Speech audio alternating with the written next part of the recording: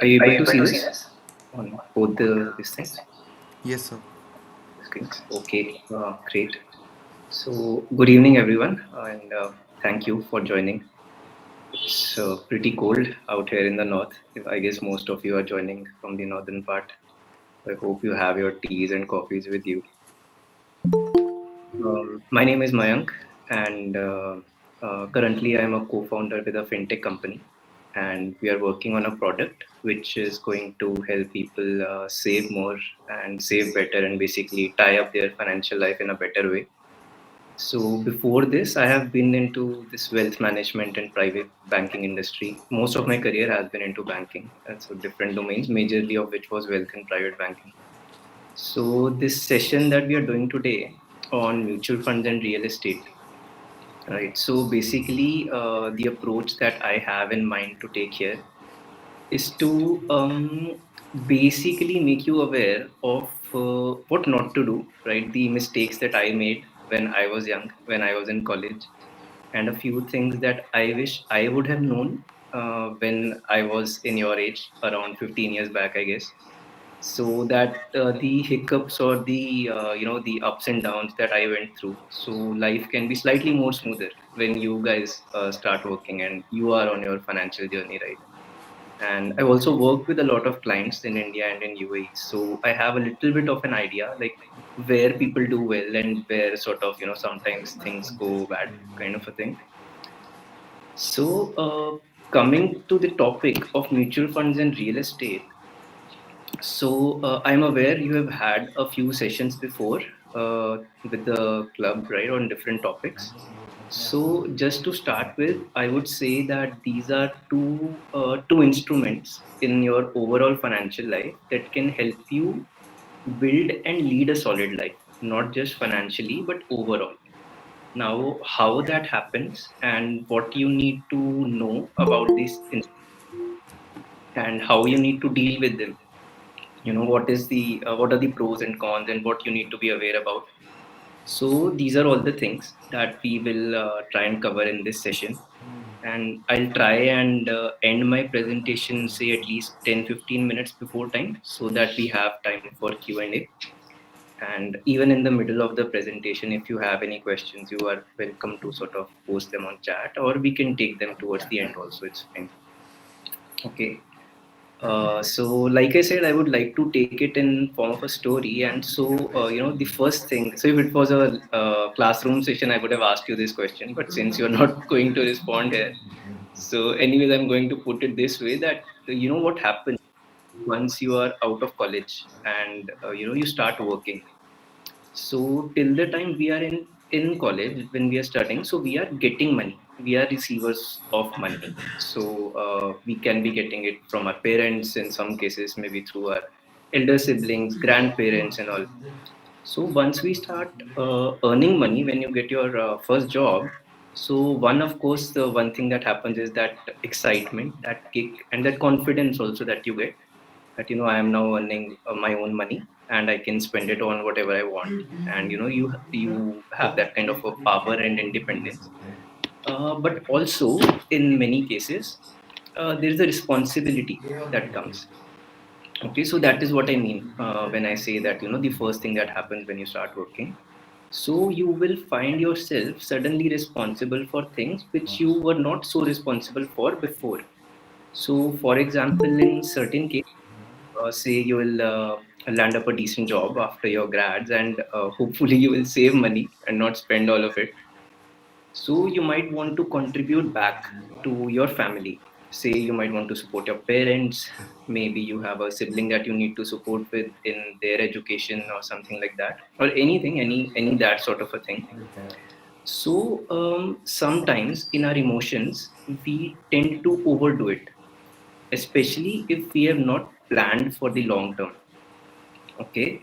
So one case could be you overstretching yourself to say provide for a particular thing in your family and not having any savings at all for yourself, or which can actually help you create a corpus for yourself and your family later on.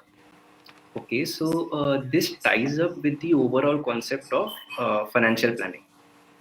Now, once you will start working, the needs that you will have from financial planning will be very different. Then they will be at a later stage in your life. Okay, so initially it may be very very basic, and later on it will be like much wider and in depth. Also, it will have much more scope. But at least what you need to do is from the time itself when you start getting your first salary, at least have a few goals in your mind. Okay, it could be for your own further education. Maybe some of you might want to go for a master's abroad. You might want to save for that. Somebody might want to save for their marriage. Somebody might want to save for anything in your family, personal life, anything. So if from the start itself, if you can have that goal and the discipline in mind, that say for example, say as per your individual condition, say 20%, that each month I am going to save 20% of my money, no matter what other things come up. So if you have that kind of focus from the start itself, it will make your overall journey very smooth later on. And why I mentioned this here, importance of having conversations about finance in your family and with yourself, is because if you don't do it at the start, then later on it may get very difficult. You may find having those conversations later on very difficult, because you would have already set a pattern that okay, this is what is expected from him or her, and this is what they do every month. So it can get difficult to sort of break out of that pattern and to have those difficult conversations that no, I can't do this anymore, and I can't give money in for thing A because I want to save for thing B. So it's really really very good, and I can say from experience that will help you keep in very good stead if you start doing this from the first time itself. Try and make it clear that okay, this much you can save for your home and your family. This is say 60-70% whatever for your expenses, and rest 20-30% start saving and investing. Okay, that corpus that you will accumulate will one give you a lot of confidence to go through ups and downs of life. It will give you discipline. You will learn a lot about the market, and you will be focused more on your goals also, so that if anything goes wrong, you will have something to fall back on. Okay. uh, now how to do this, right? So when I say that do this from the first job itself, so what are different ways of doing it? So I guess in your other sessions you have already learned about stocks and FTs and various other instruments, right? So we will talk more obviously on mutual funds and real estate, and that too I personally would say more on mutual funds. Real estate, yes, we are going to cover. I think in my presentation I have given almost 50-50 weightage to each, but especially since you are in college and for the first initial years of your life, I would say focus more on mutual fund and like creating a financial portfolio, for a very basic reason that it is liquid. Okay, your money is not stuck unless you are going for very very closed ended and opaque kind of instruments, which will not be suggestible at your age and experience. So starting with mutual funds, and we can cover more of these things later on in Q&A also, if you have any questions on what I was saying earlier. Okay, so starting with mutual funds. Now, what is a mutual fund? Okay, how it helps you, and why kind of you should go for it. So say you already learned a bit about stocks. So in a way it is very similar. So say if you are saving say 10,000 bucks a month, okay, or 20,000, whatever, and you want to start investing that money. I guess you're already aware about the concept of inflation and why you need to invest your money rather than just save it, because say savings account will give you 3-4%, FD might give you say 6-7%, 8% maybe in very good times, and whatever the inflation number is in the country. So if it's around 7-8%, at least your money needs to make that much so that it is not reducing, and ideally more than it, so that your wealth is growing, your money is growing. So stocks and mutual funds become a very good way to do that, right? So if you will look at the stock market, Indian stock market, on an average, it has given around 13-14% CAGR, more or less, or across history. So now, what can you do to invest in the market? So one is that you can go directly search for companies. You will go through their balance sheets, do some fundamental analysis, and invest based on that. But a lot of people do not have that inclination. They don't do it. They are not so much interested in doing financial research. They do not want to research on companies and all those things. Some may have that interest, but they don't have the time. And especially once you start working, so you may find it very difficult to really get active time to learn about the markets and see what is going on and to keep track of various economic parameters and all of that, and on top of that, research companies, individual companies. So a mutual fund is basically you are hiring a person to do all this job for you. Okay, now technically it is not a person, it is a company. It's called a AMC, a asset management company. But within that company is a fund manager, or in some cases multiple fund managers. So what a fund manager does is that you are basically giving your money to them, and they are going to manage it on your behalf. Okay, so that is where the mutual fund is is that all the monies of different investors like you, who do not have the time or inclination to do their own research and invest in companies, they are pooling in that money, and then that is being managed and invested in different companies by a fund manager. Okay, so that's a mutual fund. Now there are different types of mutual funds. Okay, so for example, you say that okay, whatever saving I have, say 50% of it I want to invest in equity. So you go to a fund, you go to a fund manager, you go to a company, and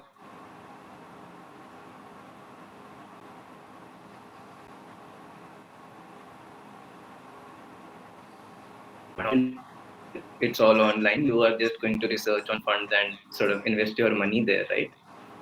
But in a manner of understanding, that is basically happening. Okay, but not all of your money you are going to invest in equity stocks. It can be volatile. Your returns are high, but they can go down also. So to sort of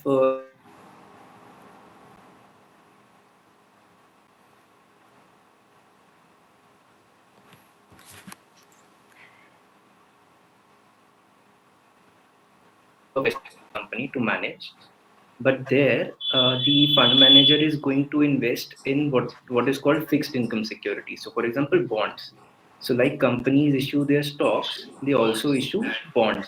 And the governments, for example, government of India, even state governments, they also issue their bonds. So now the question arises, what is the difference between a bond and a stock? So, if it is not already covered, I'll just take a minute to explain that difference. So, a stock is basically you are becoming a part owner of the company in which you are investing. So, in this case, fund will find equity shareholding of a company.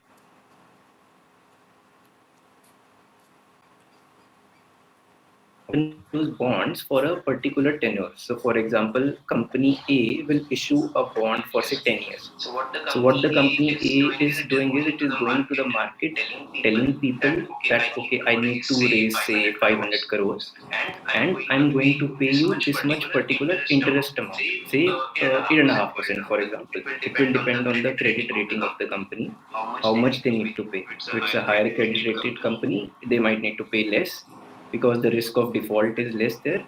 If it is a lower rated company, they will have to pay more interest to you because you will perceive that company as more risky, right? The default of the risk of their defaulting on the payment of that loan which you are giving out to them is more. So you will expect them to give you more interest than less. Okay, so this is called a bond. It will have a maturity in most of the cases, and it will have a predefined interest rate that this is what you're going to get. So these are called fixed income instruments. So this is what comes under debt mutual funds. So you have equity, you have debt, and then there are various other categories. Okay, so most of them are like mixes. So for example, within equity also you will have a small cap fund that will only invest in smaller companies. Small cap means the market cap of those companies will be less. So since NAC, BSC, they have their ways of calculating that, right? So Small cap funds are there, mid cap funds which will invest in mid-sized companies, large cap funds which will invest in the large companies, the large stock that most of you might have known the names of the companies that we usually hear about. And there are flexi cap funds which will invest across the spectrum. Okay, so try and understand these things from a very commonsensical perspective. Okay, so for example, large companies. If you're investing in large companies, or in this case, a large cap fund, so what will happen is your volatility, the investment will be less volatile. Why? Because these are companies, they are very mature. They are so big in size that they do not go too much up or too much down. Okay, so there is a kind of like a reasonable sort of a return that you will expect from them, that okay, they are not going to fall 50%, but maybe they will not give me like 30-40% return also. So we have that kind of expectation from them. When you're going towards mid cap or small cap funds, there the expectation is very different. So you know that these are much more riskier, for example, than large cap funds. So you should be willing to take that downturn also in your value when it will go down. But at the same time, it can give you higher return also. So high risk, high return. Okay. Then you have thematic funds, which is basically theme based. So, for example, a banking sector fund will only invest in either banks or banking related companies, for example. So, there can be a power sector fund, there can be infrastructure fund. So, different themes, different sectors, asset management company, a mutual fund company, they can come up with funds for these different sectors. Now, what happens is these funds again tend to be more risky, not less. Why? Because there is something called a concentration risk.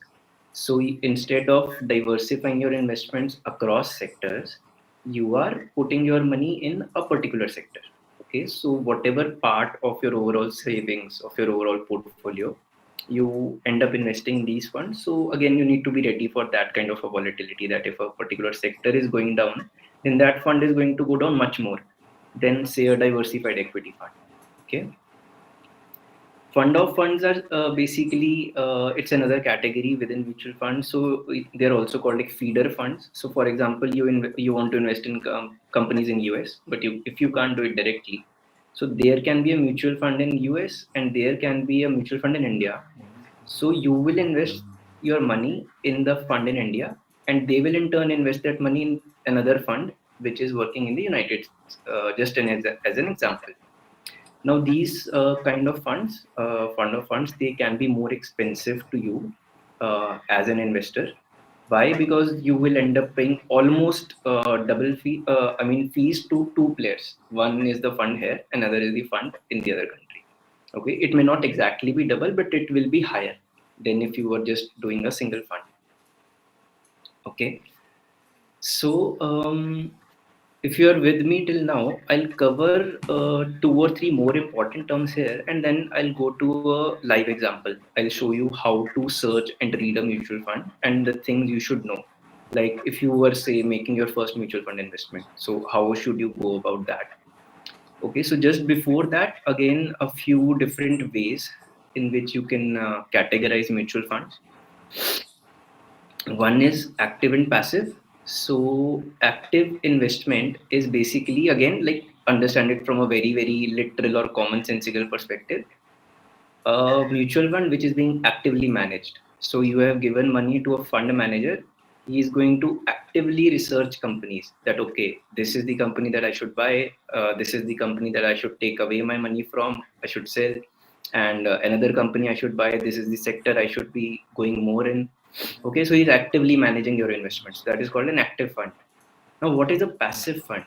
So it is a very interesting strategy where basically a fund manager is not going and identifying companies for you. You are essentially buying an index. Okay. So a very easy way of understanding this is that we have two major indexes in our country, right? The stock market. You have Sensex and you have Nifty.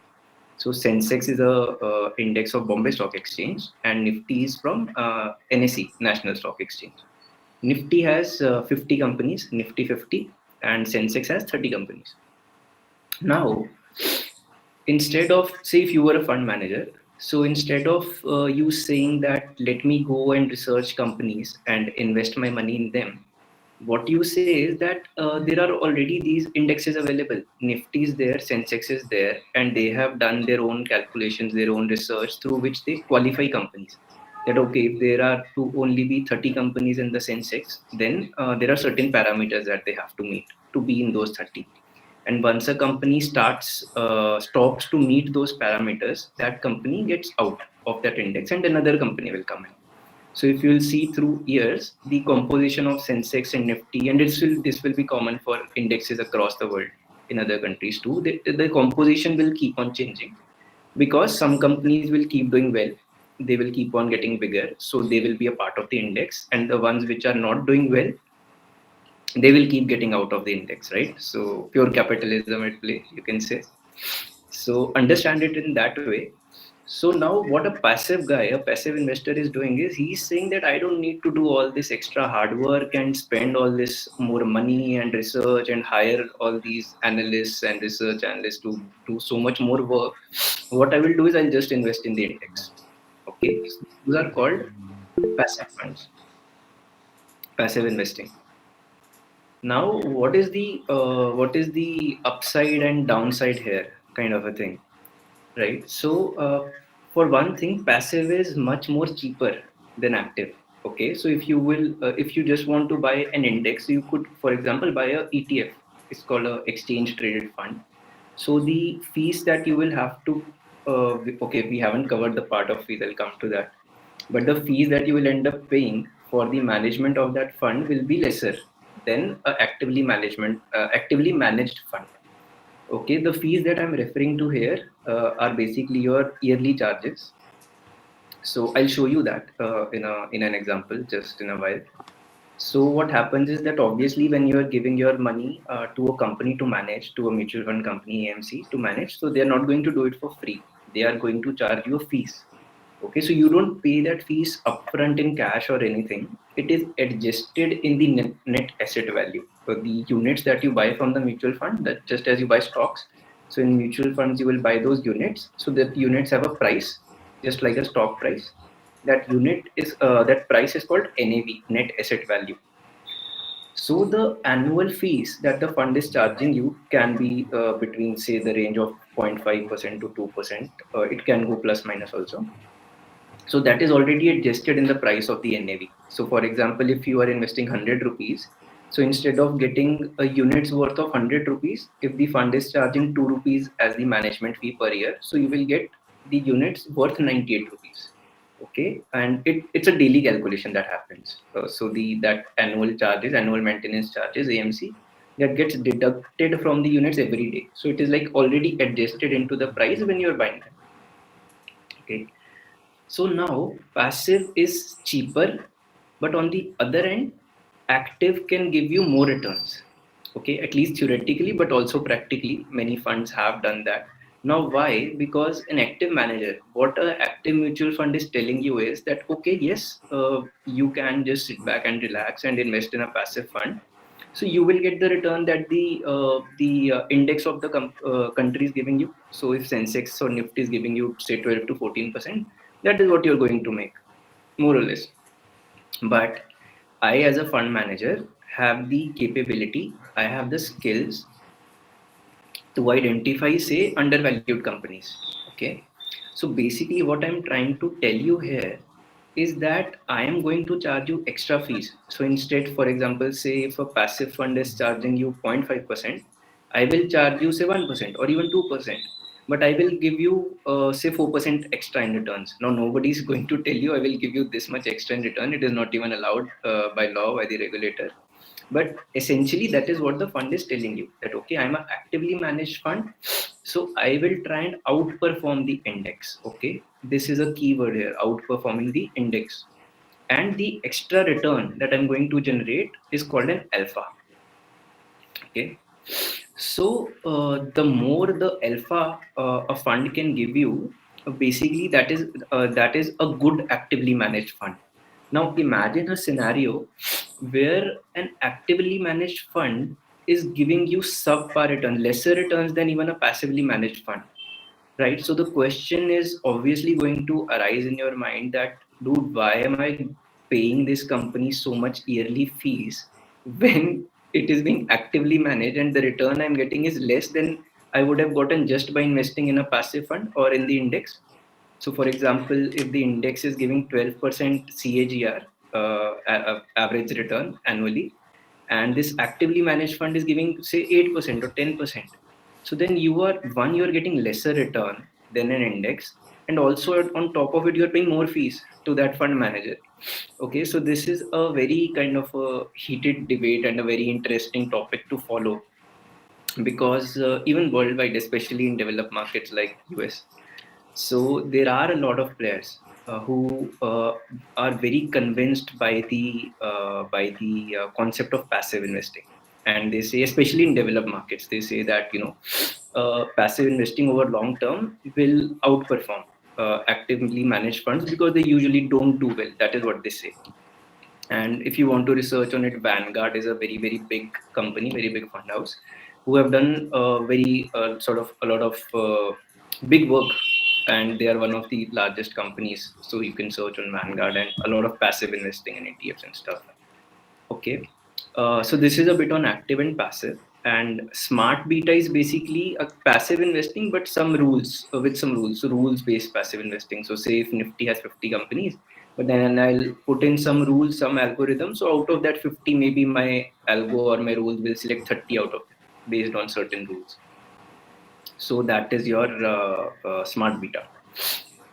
Regular versus direct. It's already more than 5:30, so I think I'll show you with an example what the difference between regular and direct. And so this is related to costs, okay? The yearly charges that we were talking about. So I'm going to just stop sharing my screen for a moment because I need to share another screen.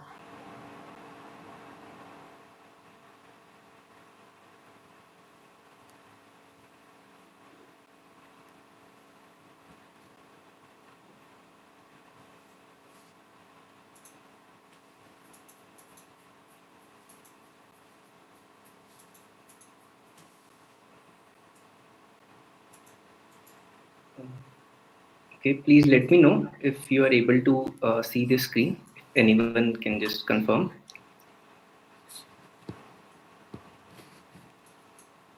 Yes, sir. It is visible. Yeah, okay, great.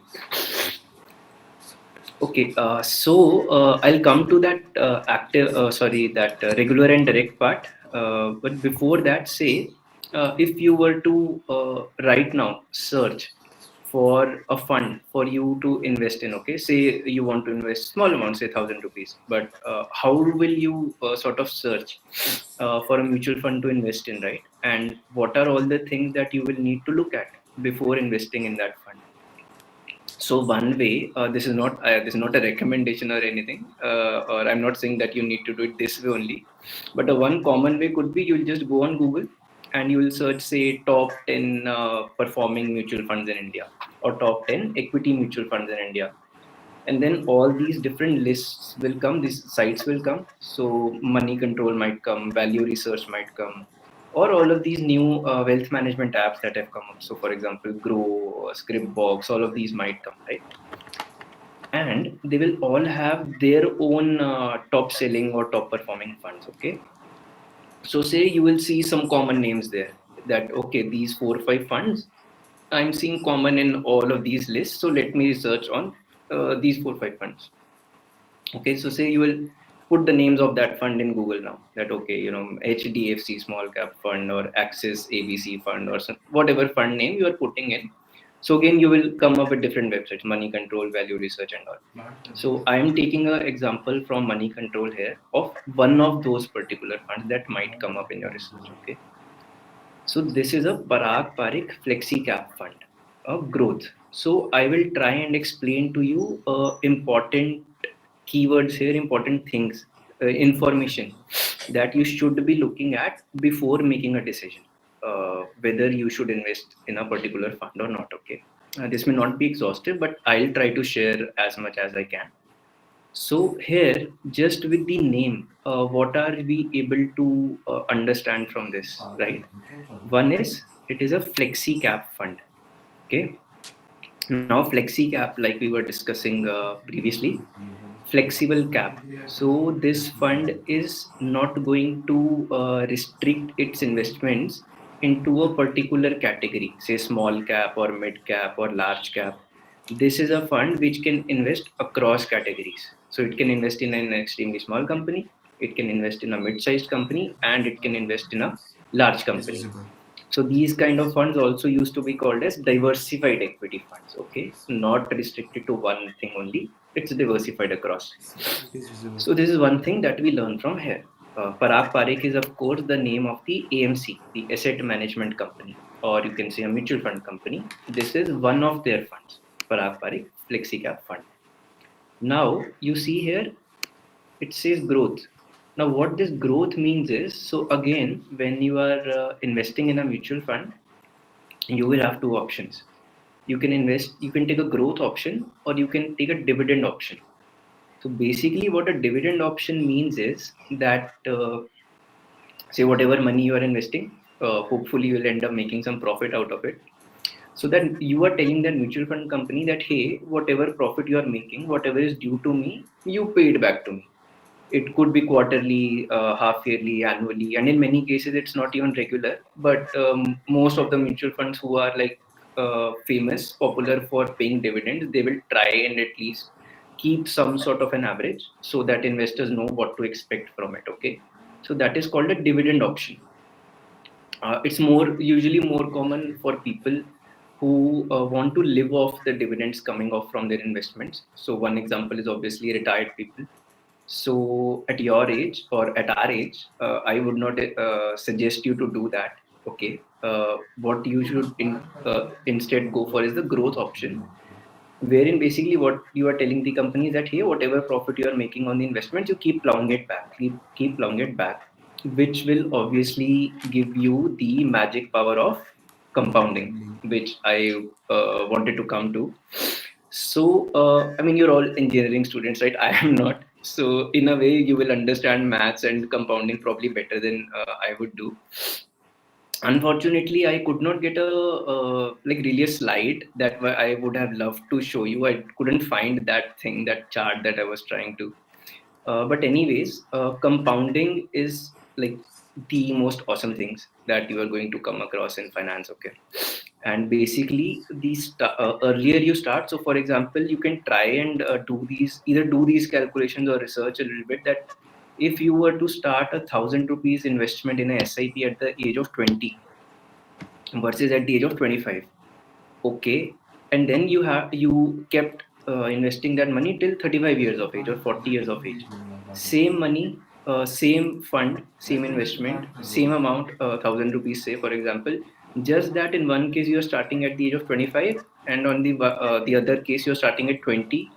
Just look at the enormous difference that is going to come in the end value of your corpus at the end of say your age of 35 or 40. Okay, so compounding is your extremely like your biggest friend, right? If you start early, and if you're starting late, then of course you will have to invest either a much higher amount of money to reach that same corpus that you require, or you will have to invest for a much longer term. So, since you are also young, so for you it is like in your favor. The time is in your favor. So start as early as you can, even if it is like the smallest amount, like 500 rupees. It doesn't matter. Start investing early and keep that going, so that compounding becomes your best friend ever. Okay, so that is on the growth part of it. Now, category we saw FlexiCap, Fund House, PPFAS, Parag Parekh. Fund size you can see here, this is about 52,000 crores worth of money they are managing. You will see smaller fund sizes also. You will see, say, 5,000 crores, 7,000 crores, maybe 500 crores also. So that is something which can affect, in a way, the risk of the fund. Higher money means that one, a lot of people are trusting that fund, and second, if it has a lot of money, then a few investors taking their money out does not make that big of a dent on the NAV of the fund. So if they had like very small corpus, very small fund size, Then if a big investor decided to take their money out, so then that may affect the NAV of the fund, which will again affect the value of the investors who decided to stay in that fund. Okay, and there is something you just keep in mind for now. This is the expense ratio. Okay, so this is what I was talking about when I said AMC, those asset management annual management charges. So, see, this is a regular fund, a regular option. I'll tell you what regular and direct is. So, 1.35% is what they are charging you yearly to manage your investment for you. Okay. And this is also telling you 1.99% is the category average. So, other funds on an average in FlexiCap equity category charge you 1.99%. This is charging you less. But now, see, if I do this as direct, then what happens?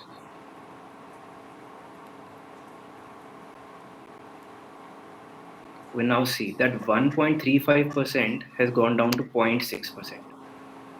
So suddenly, for the same fund, for the same investment that they are managing for you, you are now only paying them 0.6%. Okay. Now, how did this happen? What changed? That for the same fund, same investment, same return, everything is the same. Everything you're going to get the same. But why is this such a big difference in the cost? And imagine this almost say 1% kind of a difference over the years. And if you had invested larger amounts, so this will come out to be a what do you call a reasonable sum, right? So why is this different? So this is a important factor for you to understand, also again for compounding, more compounding also to work for you, that what is this regular and direct. Okay, so again, relating it to our like sort of day-to-day experiences in our life. So say growing up, you might have seen some uncle or some agent coming to say your dad and telling them that invest in these funds, invest in this mutual fund A or B or C. Okay, so people like these may be brokers, in some cases bank relationship managers, in other cases mutual fund agents. Okay, earlier they used to also call themselves as IFAs, independent financial advisors. Now SEBI, the regulator, has come out with regulations a few years back that you cannot call yourself as advisors. That's a different topic altogether. We can cover it some other time. But for now, so all these people who are basically sort of helping you decide that which are the good mutual funds for you. Okay, so they are doing a job for you, right? So for example, like the fund manager or the fund management company was doing a job for you in the sense that where to invest your money, identifying those companies, putting your investments, executing them, and you are paying annual fees to them. So similarly, if a person or a company also in many cases, if they are helping you choose which mutual funds to invest in, right? So not the stocks. Stocks will be selected by the mutual fund manager, but which mutual funds you should invest in. There are so many. I think there are what 52 plus mutual fund companies, AMCs in India, and then each AMC has so many different funds. So which one should you invest in? So the people who are giving you this service say that we need to be paid, obviously. So how will they be paid? So you as an investor are not paying them directly. How you are paying them is when you will invest through an agent. So they will have an agent code and they will get a commission from that mutual fund house in which you have decided to invest your money. Okay, so that is called a regular plan. So this difference that you see here of 0.6% fees that you are paying annually to the mutual fund company versus what we saw as 1.99%, 1.35%. So this difference is basically the commission that is going to go towards that agent. So the mutual fund is going to pay that commission to that agent for giving you the service that this is the right fund for you, helping you select the mutual fund. Okay. Now, if you are someone who needs that service, who cannot do that research on your own, then yes, you need that help. And obviously, those people need to be compensated for all the effort that they are putting in, all the legwork that they are doing to execute your investments for you, to bring you all that research. And they will do all your risk profiling and understand your family needs and everything, and then suggest you. Okay, And also, this is the ideal case scenario of how agent and like the customer relationship should work. Now, what was also happening in the industry is that a lot of wrong selling, you can say, or mis-selling was also happening. So, for example, imagine the scenario when somebody as an agent is coming to you, or say your father, somebody in your family, and telling them that I think you should invest in these fund A, B, C, D, E. Okay. So, I mean, now how do you know that those five are the right funds for you? So, in some cases, what may happen is that that agent may have a sort of kind of a wrong intention, that instead of telling you the fund which is best for you, they can tell you a fund which may be okayish for you, but it gives a very high commission to the agent. Okay. So this was one of the things that sort of later on led to the creation of SEBI registered investment advisory kind of a profession and regulations related to it. So, but this is something that you need to be sort of aware of, that if you are going through somebody who is an agent, so like uh, one way of looking at it is that if they want their business to run well across the years, they would want to give you the right suggestions so that you stick to them, your family sticks to them for a long period of time. Okay, but in some cases, like there may be few bad apples, and that may not be the case. But also, you are having to pay a higher commission in terms of the invested value that you will get out of a fund. So then what happened is the AMCs also introduced a direct option for people who can, in a way, like basically do their own research. So if you are going to Google, you are researching all the funds, and you have, say, selected four or five funds that you are okay investing in. That you say, okay, I'll try them out. So then why should you need to pay a commission to anyone, right? So that is what is called as a direct option. So in direct option, the AMC, the mutual fund company, realizes that yes, you have done all the work. Why should you be paying any commission to any agent? So here you go. We are reducing our annual fees for you. Instead of 1.35, you pay 0.6%. And this will differ from fund to fund. So again, this difference that you will save is basically adding up in your investment, right? Penny saved is penny earned. So your portfolio will grow more. So this is a good option for people who can do their own research. And now with the advent of all these new wealth management companies that have come up, right, different apps and all, so many of them are offering you this direct option now. So what they are saying is that we are not advisors, we are not, some of them are SEBI registered investment advisors, in which case they will tell you that. So now actually SEBI says that only RIAs or EOPs, execution only platforms, can sell you direct funds. So basically, like in short, what I'm trying to tell you here is that if you're doing your own research, if you're looking at all these apps, looking at all these funds, so today you have many options to invest in direct funds, which will reduce your expense ratio. Again, I am not sort of saying that people who are still on the regular mode, they should not earn their mode of living. Of course, they will, and they will keep on doing that. So look for yourself. Which category of investor do you see yourself as? Can you do some research?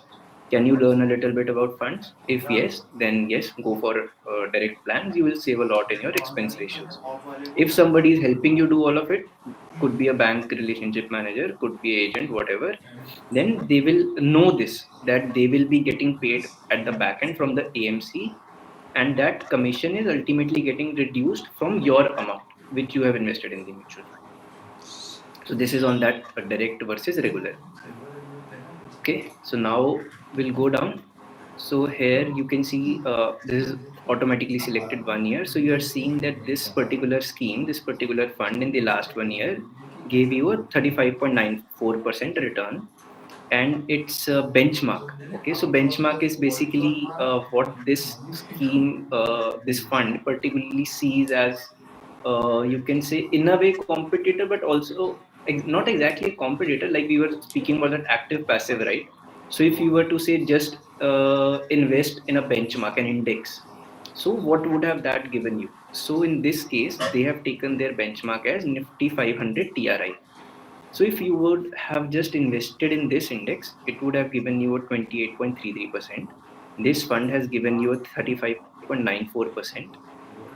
Okay. So now in this case, this fund manager can confidently come to you, again in a manner of speaking, come to you and tell you that, hey, look, I'm charging you an extra management fees, right? My fund is costlier than a passive fund, but look, I'm giving you 6 to 7% extra. Uh, in 1 year time, you will see difference in 5 years return and 2 years return and all of it. So, but here at least you can see prima facie that the fund is outperforming its index. So you are in a way well off paying that whatever 1% or 0.6%, whatever fees you are paying to the fund. That yes, the fund manager is doing a reasonably good job. He's beating the index for me, so we can invest in it. Also, another thing you need to look at here is category average. So in this same flexi cap category, on an average, funds are giving you 31.61% return. This fund has given you more than that. Okay, so then that again is a good indicator, a confidence inducing indicator that yes, okay, we can look at this fund more, maybe we can invest in it. Going further down, here you can see the annualized returns of this fund. So you can see 1 year return saw 35.94%. 2 year annualized average is 13.7%. 3 years, 5 years, 10 years since inception. Now, here again, I would want to sort of bring this to your consciousness in a way that if you are looking at the new money management apps, the wealth management apps, the wealth tech apps, right? So a lot of them only show you 1 year, 2 year returns, max 3 year returns. Okay. So if you're investing for long term, if you're investing for say 5 years or 10 years or more, so it only makes sense, it is only fair that you look at that much of performance also, right? So they say that past performance is not an indicator of future performance, true, but at least you should know that throughout its history how has the fund been performing, and not just in the last short term 1 or 2 years, but say last 5 years or 10 years, how did the fund do. So I would say look at these figures also. So for example, in this fund, you will see that even in a 5 year period, it has given an annualized return of 23.72%. I hope you guys all know already the difference between an annualized return and a absolute return. If not, then again, it might be a topic for another time. But annualized return is basically like what do you say, in a simple manner of speaking, you can consider it as a rolling average, that okay, if I had invested in this fund for 5 years time, then on an average every year I would have made this much. Okay, that's like the easy way of understanding it. So 5 year is 23.72, 10 years is 20.44. Since inception, since the fund started, is again 20% plus. So again, if I am looking at this fund, so till now I am having confidence in this fund. Okay, I know that the Indian market average is say between 12 to 14%, and this is an actively managed fund. But this is like really beating the average return of the market. So I am better off investing in this fund. And again, you can see the comparison with the category average with other funds in the same category. Sir, How? Yeah, sorry. sir, the screen is paused. Can you please scroll it down a little bit? Oh, is it? Okay, I am scrolling. Can you see it now? No, sir. Like the screen is fixed. Only we can see the Parik FlexiCap fund. Oh, is it? Mm, wait, let me check. Share this state. How about now? Yes, sir. Now it is fine. Okay, great. So you can see this table that I'm referring to, right? Yes, sir. Yes, sir. Okay, great. So this is where you'll see this 1 year, 2 year, 3 year, 5 year, 10 year, and since inception return, and the comparison with the category average. Okay, so going down now, I hope we are okay till here. Since the screen was not visible and all, but do you get the idea till here?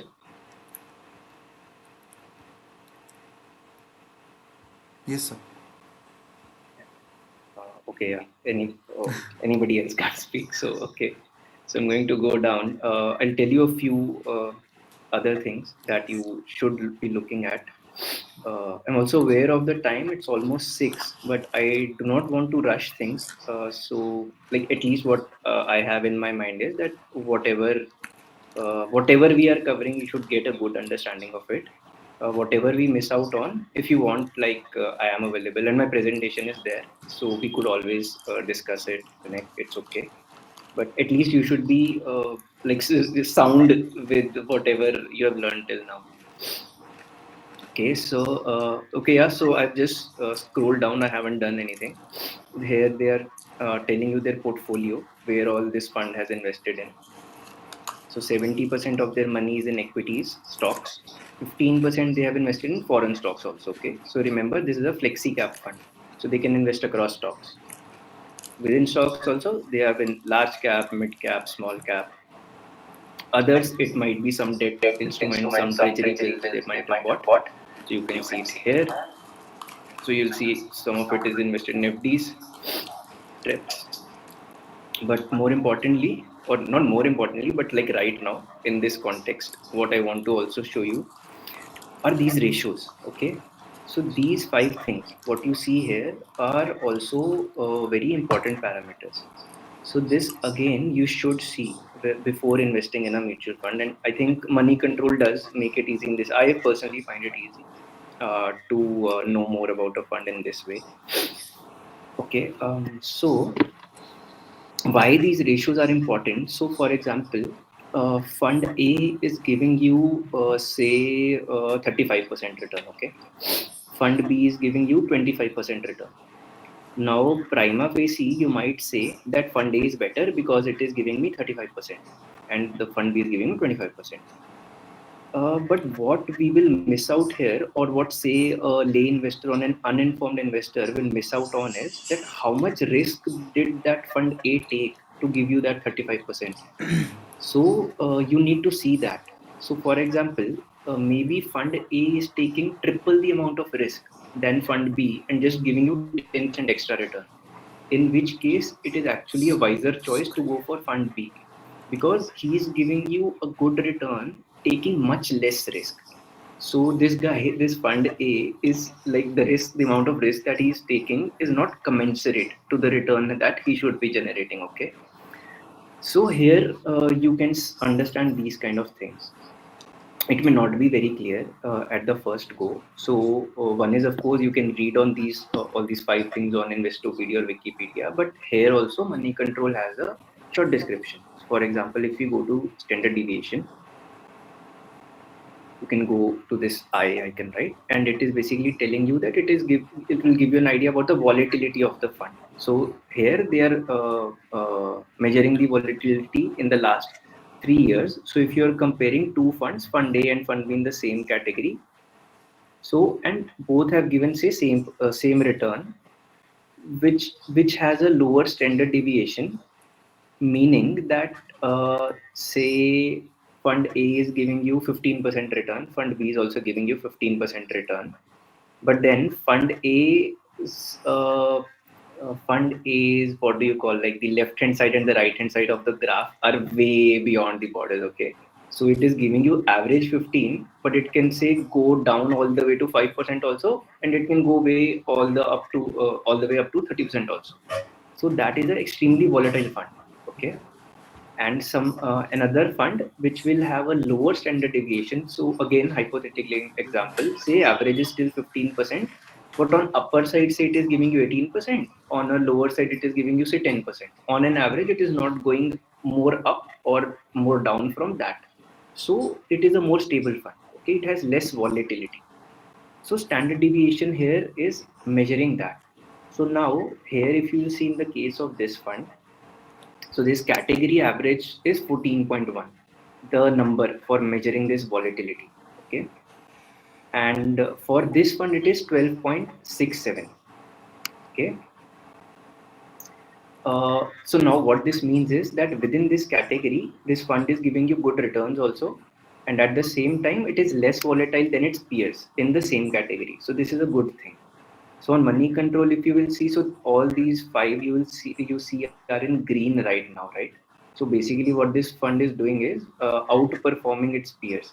So it is taking less risk than its peers, and it is giving you higher return. Risk adjusted return is basically what it is called. That higher risk adjusted return it is giving. Okay, and it may come across as if I'm selling this fund. Okay, I'm not even a mutual fund agent. I'm not getting anything, but this does come out to be like a good example to discuss, right? Something that is beating its peers, and all of these are in green. So if you look at any other fund, for example, so not all of these five are going to be in green. Sometimes three may be in red, sometimes four may be in red, meaning that that fund is taking more risk to give you that kind of return, or maybe it is not even beating its peers and all. Okay, so similarly, these are different measures to measure your risk adjusted returns and volatility and stuff like that. Again, I think in interest of the time, I'll not go into each ratio more.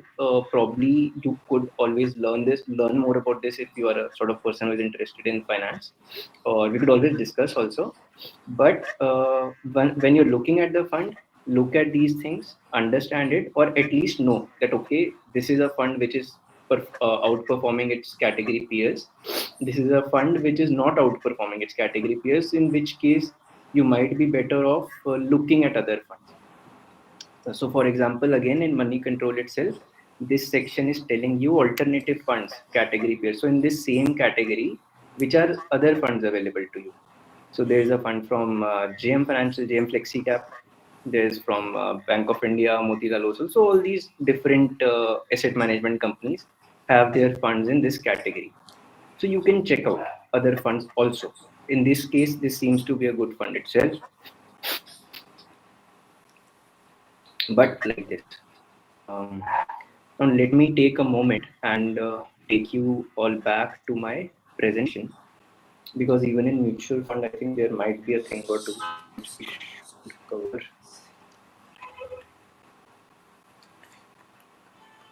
Okay.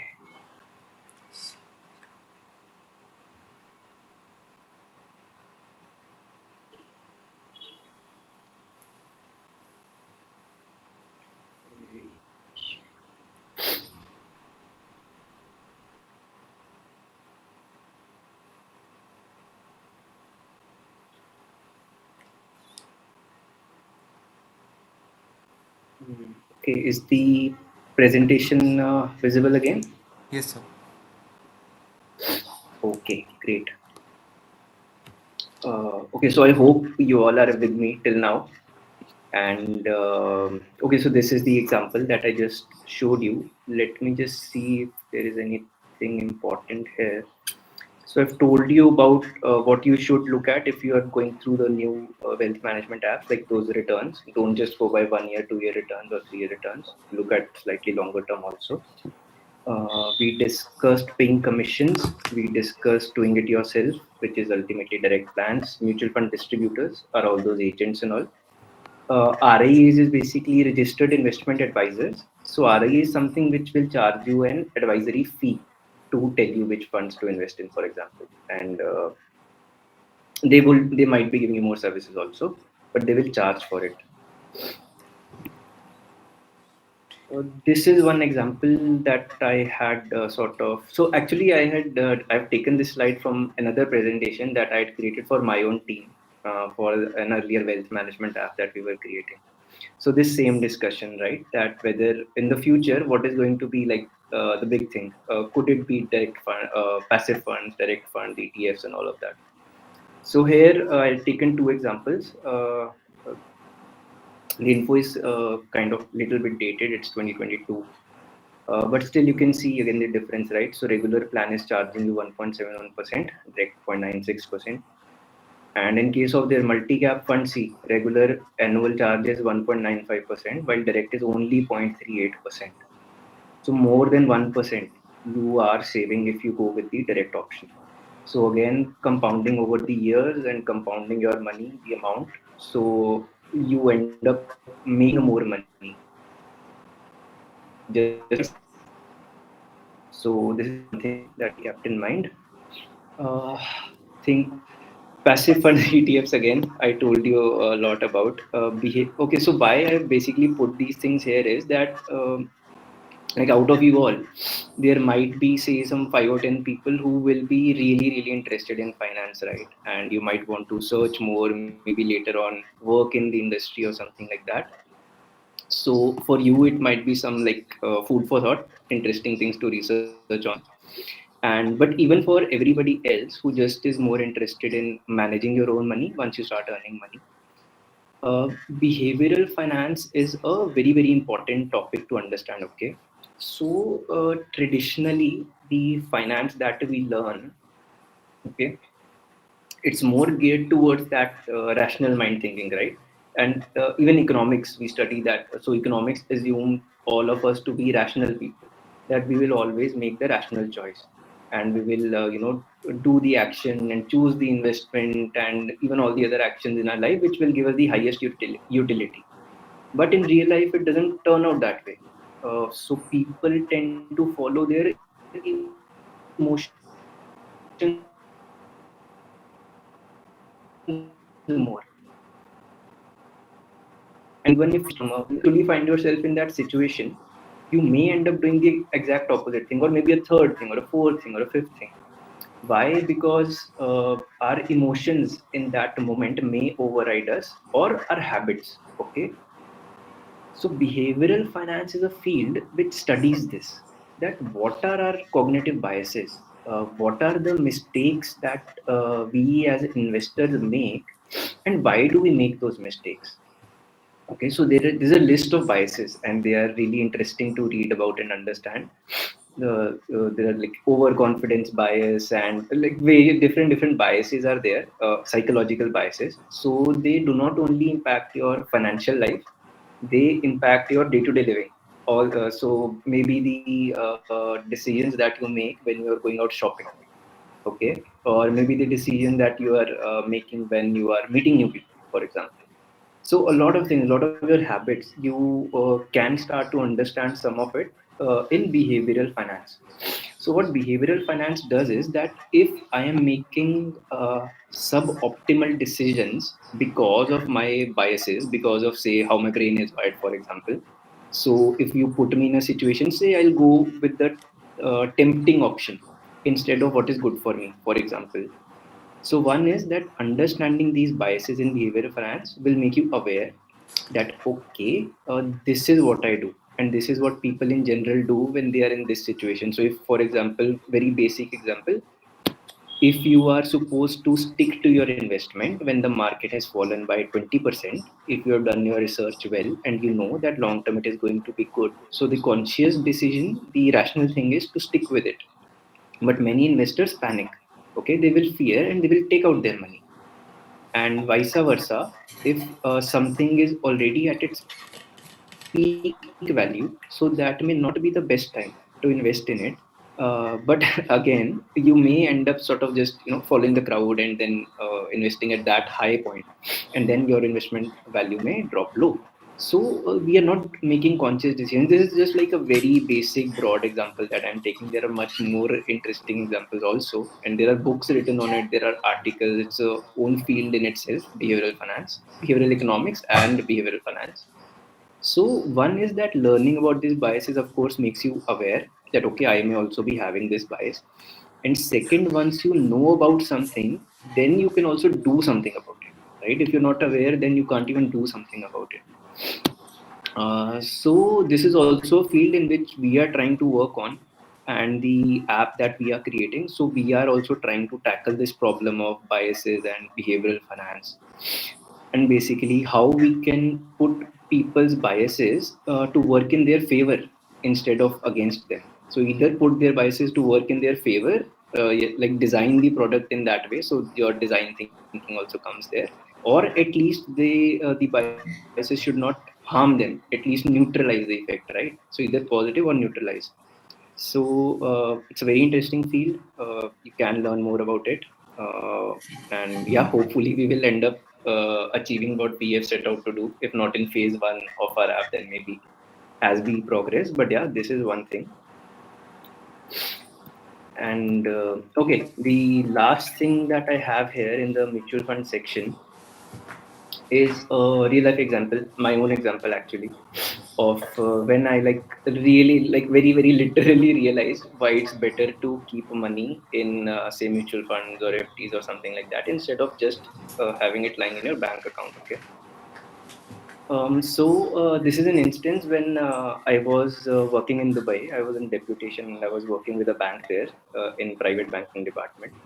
So me and my colleague, so I wanted to buy a new laptop, and we had decided that I am going to buy a MacBook Air, and we went to that showroom, and even bought the laptop.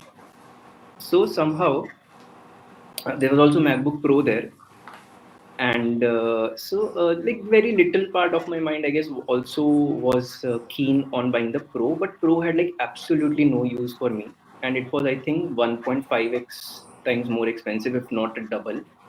And it was like just flashy. It had I think that thumb impression thing to unlock it and stuff like that, but like no real use for me. Okay.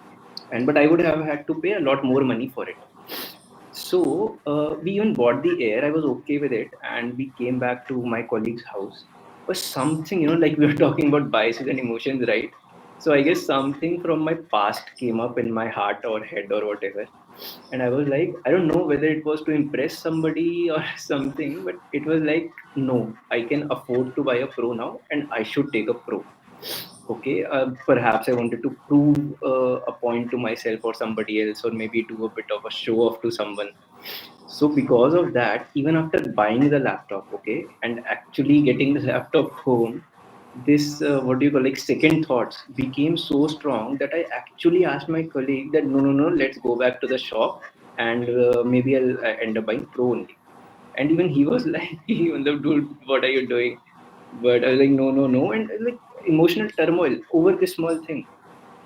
Okay, so anyways, we ended up going there, and again after I went there and again looked at MacBook Pro and all. So I was like still very very wavering mind, very two mind, that should I go for it, should I not go for it.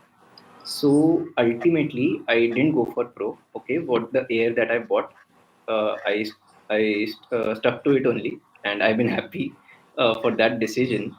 But then that small instance, right? It was very it's a learning incident, and just one sentence gave me a very good understanding of it, which came from my colleague. So what he said was that, see, this is why I say that you should never keep your money in the bank account, because if you keep seeing your money, you will be tempted to spend it. Okay, there is absolutely no restriction on the withdrawal of that money. I don't even have to wait for 2 days, like in the case of a mutual fund, that I will put a redemption order and it will come in, and then I will spend that money. No, nothing doing. I would just need to tap my card. That's it.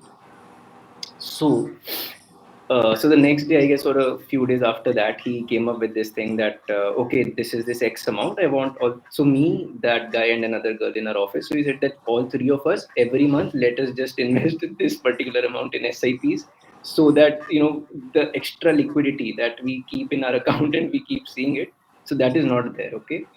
So this is a very, very practical, down to earth example of, in a way, behavioral finance also, how our emotions can play havoc on our financial lives, make us overspend. And again, there are many examples like this.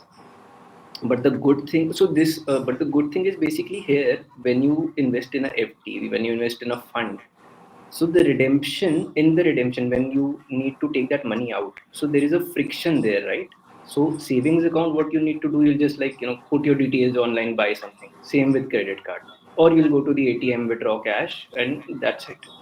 Within FD, although it can be redeemed now almost real time, the money comes back to your savings account if you redeem your FD fully, not partially. Still you have to go and redeem it. So there is an emotional angle to it. Okay, that no, I created this fixed deposit for say 2 years or 3 years. Now I'm redeeming it. I am prematurely withdrawing it before maturity. Okay, so here your emotion will try and stop you, that no, no, no, maybe I'm doing something wrong. So here your emotion is playing in your favor. Why? Because there is friction when taking the money out. Similarly, mutual fund, it may take 2 days for you to get the money back. So again, there is friction. You may think like, I'll put the redemption order today, then I'll get the money after 2 days. So this impulsive habit of ours, this impulsive buying, right, which is perhaps only getting increased now with all these buy now, pay later kind of things, especially consumption oriented. Okay, so again, that's another topic. Debt can be good, debt can be bad, based on what you are spending it on. I don't believe that for pure consumption it is a good thing. I don't think so. I would prefer people to be more conservative in their finances. Okay, but what I'm trying to say here is that if there is friction for you to withdraw your money, it's a good thing. So this does not mean that lock in your money in instruments where there is no liquidity, but things like fixed deposits, mutual funds, where the money is not like just on your fingertip, it's a good thing. Friction. For investing money, less friction is good. Right? The easier it is for you to invest your money in better yielding instruments than savings accounts, CFTs, mutual funds, stocks, it's a good thing because you will feel easy that okay, it's so easy. I can invest in this stock just with few clicks. I can invest in this mutual fund just with few clicks. So that's a good thing. But drawing money, a little bit of friction, I guess, is good. That can help you restrain yourself from impulsive purchases. So it's a good idea to keep some liquidity, some liquid money in your savings account. That okay, any emergency may come up, or you are traveling, you need some amount in your savings account. Keep that. Rest wisely allocate it towards equity mutual funds, towards FTs and all, so that it's not all readily available to you, but readily enough that okay, within 1 or 2 days you can get it if there is any emergency kind of a thing. Okay. So, okay, yeah. So this was on mutual funds piece. It's already 6:17. How do you want me to proceed, Piyush? Shall we take questions now? Do we have any questions, or do you want me to cover a little bit more? Sir, as you wish. Like, Okay, we can okay, do then anything. maybe. Okay, okay, cool. So maybe let us take a look at the chat box. Okay, no questions in chat box. Screen is paused. That we took care of. Call messages. Okay. Okay. Guys, maybe we can take a minute. If you have any questions, you can put it in the chat box now, and we can answer those. And if nothing comes up, then of course, maybe we can cover a little bit from real estate topic as well in the next 10-15 minutes, whatever is left.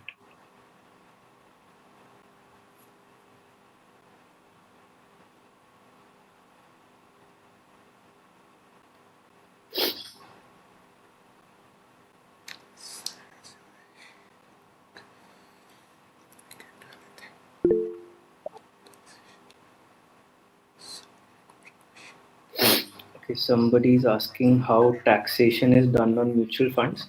So there is short-term taxation and there is long-term taxation, and for debt as well as for equity. So what you will need to understand is the short-term capital gain, long-term capital gain here. So obviously the taxation will be done only on the profit that you have earned on the fund. So I guess now the short term is less than a year, long term is considered more than a year. Earlier it was more than 3 years. So short term profit amount usually gets included in your what do you call annual income, and then it's taxed at that rate, I think around 15% or something. And long term capital gain is at 10%. So that's on equity. Debt, I'll also have to cool look back at it. I haven't looked at it in a while now actually. My efforts are going in a different direction. But yeah, these two things you need to look at. One is short term and long term, whether you have held it for less than a year or more than a year. And the other thing that you need to look at is whether it is a debt fund or an equity fund. Okay.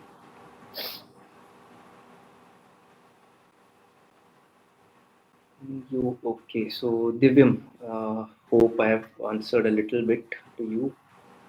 Yogesh is asking, can you tell us a bit about small case? Okay. Small case. So, like we discussed, mutual funds, right? So, there is a fund manager, and he is basically getting together stocks and investing in it for you. So, small case, as I understand, is again a collection of stocks, okay, but it is not a fund. So, you are directly investing in stocks, but they might be doing it based on their own themes. So, say if I am a manager of that, small case manager, so I may have some ideas, okay, and for that I need to buy say 5 stocks or 10 stocks and different themes, etc. So again, instead of you doing all that research and all of those things, there is somebody else doing it for you. And if you are also convinced with their thesis that yes, this is what this guy is talking about, is convinced about, and I should go ahead and invest in it. So that is what it is. As far as I know, it is just straight stocks. You're not buying through a fund, and you are doing it through directly buying stocks. Okay, thank you, Yogesh. Um, so another question coming up.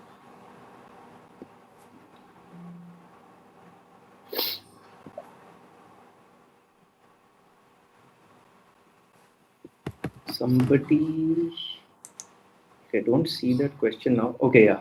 Manas is asking what is the CRISIL score and who calculates it? Okay. So CRISIL is a CRA, a credit rating agency. There are many. So basically, what they do is they give rating to companies. So they give rating to companies on their bonds and stuff also. Basically telling an investor how risky is a company, how more risky and less risky is a company, and based on that, like in a simple way of understanding, how much interest or how much return should you be investing if you are giving your money to that person, right? So if a person or a company is more trustworthy, they can get away with paying lesser interest in the market, because you know that okay, this guy is okay, this company is okay, they mostly pay back their loans on time, they do not default, these kind of things. So that company, that institution will have a better rating, and then therefore they can get away with paying lesser interest. But this applies to individuals also. We also have our own credit scores like that. So companies have credit ratings. So the higher the score we have, the lesser interest we have to pay. So when we are also applying for loans, this may or may not like actually affect a lot of the interest rate, but when you're applying for a loan, it is a key factor that the bank will look at, the credit rating. And who calculates it? So the company only, the credit rating agency, whether it is CRISIL or anybody else, they have their own parameters, and they only decide on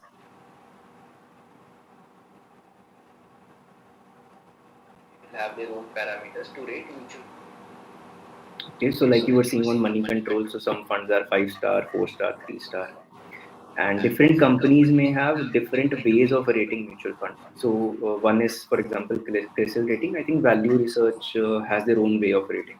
So I sometimes see a fund can have a different rating, CRISIL rating, mentioned on money control, but on Value Research it could be different rating, because they are doing it from different parameters. So what you need to understand there is that what are those parameters, like how is that rating being done. One is to go that way, and another is okay, understand the rating, but then actually look at the fund yourself. Like what are the parameters that you are more interested in, that are relevant for you, like those ratios that we were seeing, the Sharpe ratio trend or the beta standard deviation, annualized return and all. So what a rating for a fund, for example, in this case does is make that job easy for you. So instead of you going through all of these things, they will have their own parameters, and based on that, they are telling you that okay, as per us, this is a 5 star rated mutual fund, or this is a 3 star rated mutual fund. But I would say, personally, don't go blindly by those ratings. Understand these things on your own, that okay, these relevant things, like what is the annual charge that they are charging, what was the 5 year and 10 year return, how risky or less risky is the fund vis-a-vis other funds, is the risk adjusted return commensurate, these kind of things. So if you at least become a little bit knowledgeable on it, read more. So I think that is a good idea. And then rating can be just like one parameter out of many, out of five, six parameters before you deciding to invest in a fund or not. Okay, so don't blindly go by the ratings. Look at it. Let it be one parameter out of other many parameters that you will consider before making an investment decision. Okay. Then Prem Kumar has asked, I have understood, sir, the difference between active mutual fund and passive mutual fund, but I don't understand the difference in investing in similar stocks as in passive mutual fund. Okay. So, Prem, if I'm getting your question right, what is the difference between investing in similar stocks as in a passive mutual fund? So, let's say there is a fund who is tracking the Nifty, okay? It has bought, say, those 50 companies. So now there is a little bit of plus minus. It is called a tracking error in buying the fund because the performance is commensurate with the Nifty performance. So, say a smart investor like you comes and says to himself that, okay, why should I even go for a passive fund and pay even that small percentage of money to the fund manager? I will just buy the 50 companies in Nifty which are there. So, okay. But out of other considerations, at least one that you need to keep right now in mind is in that case, you will at least keep need to track Nifty. That is there any company which is coming in and going out of the index? Okay. So the 50 companies which are there today, some company may get out tomorrow and another company may come in. So one is that you will have to keep a track of that and make changes to your stock portfolio commensurate to it. Second is the weightage of the company in the index. So for example, say Nifty is 100%, say Nifty 50 100%, and company A's weightage, its market capitalization in that index. So market cap is basically your number of shares of that company into the price of share. Okay, so the weight of that company in that index, say today is 20%, but tomorrow, let's say it becomes 22%. Okay, so are you changing that your own shareholding of your own portfolio based on that? So, for example, when you had invested in those 50 stocks, so that company A may have had, say, 20% weightage in your portfolio, but now due to the movements in the market, that company A's weightage in Nifty index has changed. It has gone from 20 to 22. So again, if you really want to mirror the index, you will also need to make that change in your own portfolio. In this case, you will have to say buy more stocks of that company, but then what are you selling? So these, at least out of there could be many, but at least these two things are major difference that I can tell you right away of how it can be different and maybe a little bit difficult for a retail investor to like literally mimic the index. And basically that's what you're paying a fund manager also for, that okay, these changes when these are happening in the index, so the fund manager will exactly try to do it. So like what I call tracking error may still be there, but it may be like 0 point something percent, for example. But more or less, their portfolio, their stock portfolio, it will mirror the index. So the weightage, the companies will more or less exactly be the same. But for you as an individual investor, you will have to keep making those changes manually. If a company is coming in, going out, and then the weightage of those companies in the index, so your portfolio has to reflect that also. So then that buying, selling, and tracking you have to do as an investor on your own.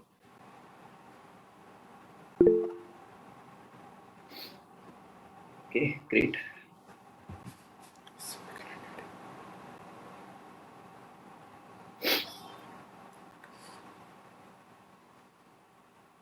Okay, uh, any other questions?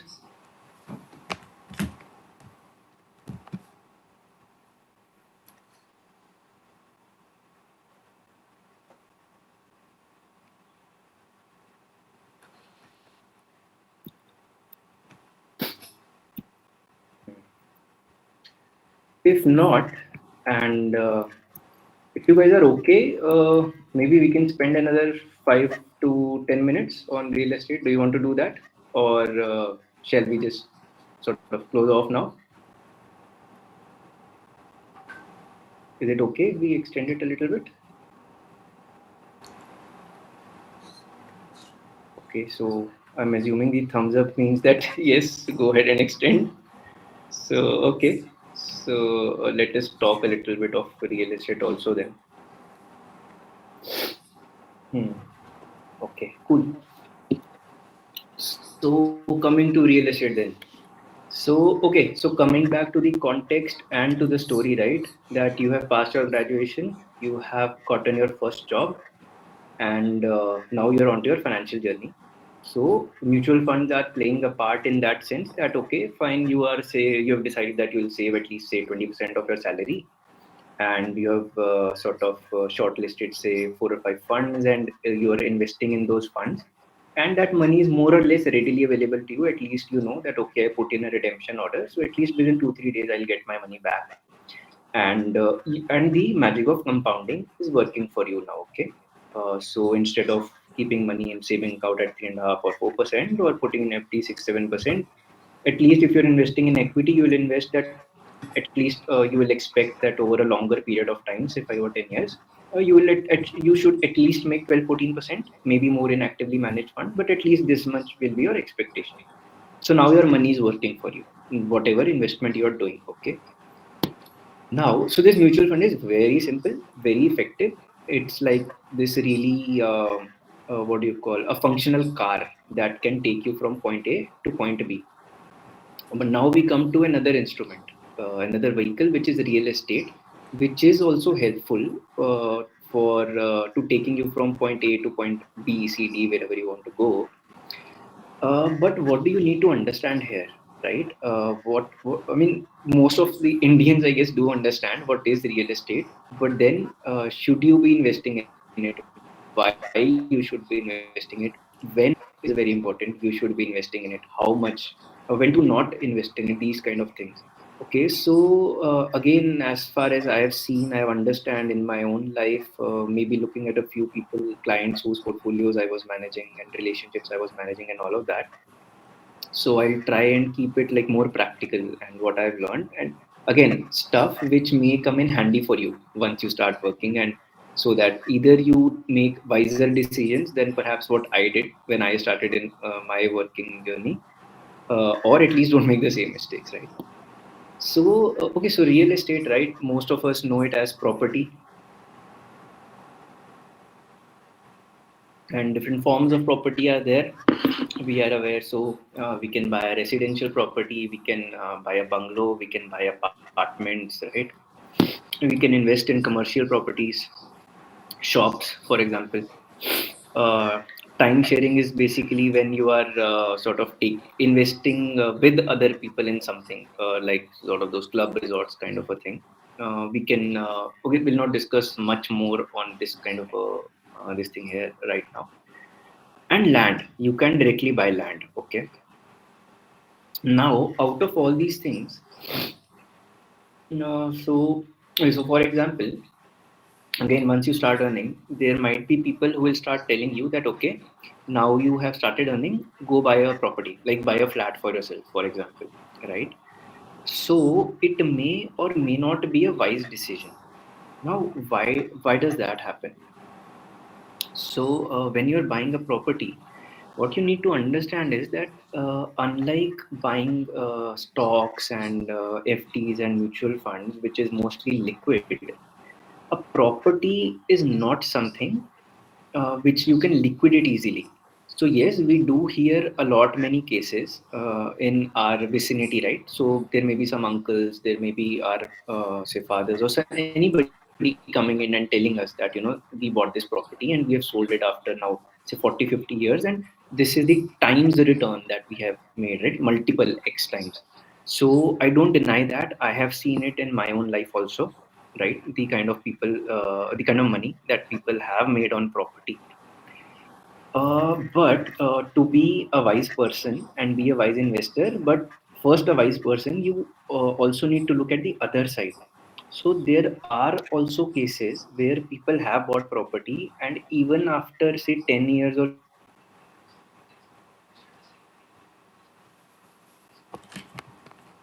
there are also times when property prices go down also. So we will cover one of those cases also. So while I was researching for this presentation, actually, so this is one of the influencers that I find at least like some reasonable, you could say. This is one slide from Akshat Srivastava's videos that I was watching, and I've given the link in the presentation. It's not visible here. If you want, you can check it out. So in this video, what he was talking about is that at least if you're buying in a house in tier one, okay, so the growth, the value appreciation that you can expect is only 2 to 3% on year on year basis. Okay, so imagine that mutual fund giving you 12-14% versus 3% increase in price in your flat, if that is the case. So that is not a great thing, right? And also one of the reasons that he was mentioning is that actually he was saying that it's good for people living on rent but not as a house owner, because you are making less yield, you will get less rent. The thing is that the residential properties in India have gotten so expensive. Very many reasons for it. We will not go into all of those right now. Again, very different discussion. Economic parameters of money, probably. But the thing is that property investing, one, is very, very pocket specific. So it is not only say if you are investing in tier one, you will get less rate of return in tier three. Within a city also, there will be locations where you can get a better return, and there will be locations where you will get much less return. Okay, so one is you need to be aware of that thing. But even before that, I'll come to this Dubai thing later. Let me discuss this first, that why you should invest in property and why you should not invest in property and when. Okay, so one important thing is, for example, say you started working, you are getting money, again the same story, you have invested in financial instruments, now you are inclined that whether I should buy a property also or not. Okay, so a few things that you should keep in mind. One is, can you pay the down payment of that property? Okay, usually I think the highest banks go is 80%. They will give you a loan. 20% at least you have to pay. Maybe in some cases they will even go till 90%. You have to pay. Maybe in some cases they will even go till 90%. Okay, but at least that 10 to 20% of the value you will need to make as down payment. So if you are buying a 1 crore property, say in a metro city or wherever, and you need to pay 20% of it, so at least 20 lakhs you will have to pay as down payment from your own cash, from your own portfolio. Now, I personally, as an individual, if I had to give 20 lakhs for an investment, I would say that I should have 1 crore in my financial portfolio to give 20% of it, like locked in kind of a thing. Okay. I should have that 80 lakh liquid in funds and this and that. So if you are saying that my entire saving is 10 lakh or 15 lakhs, and out of that 10 lakhs I'm putting in for a property, so you really need to consider your decision very, very carefully. That what if tomorrow there is an emergency? Do you have enough saved in terms of financial instruments? You will not be able to just sell your property like that. And even if you are able to say you needed 2-3 lakhs for something, okay, some emergency came up, are you going to sell your 50 lakh house because you needed those 2-3 lakhs? So in financial instruments you can do that fractional kind of redemption, right? In property you cannot do that. So one thing is that you need to consider. And okay, so basically what I'm doing here is I'll try and mingle all these points together so that we can sort of cover in slightly lesser time. And so this is one thing that you need to consider. Another thing you should keep in mind, if at all you decide to go for a property, is that go with a bank loan even if you don't need it. Okay, so say you are a very cash rich person, or say your family has a lot of assets, and you don't really need to go for a bank loan. But usually, like in my dealing with the high net worth and ultra high net worth individuals, I also saw this, that they go with bank loan. The reason for that is that if you're going through a bank, the bank does its own research on the property before sanctioning you a loan. So they will do all the due diligence. They will check whether the property has a clear title or not. Is there any dispute on that property? And any such thing will come up. Any such property will come up, ideally come up in the bank's report. Okay, and the bank usually will have an agency to do it for them, etc., etc. But at least they are doing this big job for you. Okay, so you can go through a bank for that. And also home loan interest rates in India are usually favorable. In fact, in many cases, getting an education loan, you will end up paying more interest than for buying a house, perhaps even buying a car.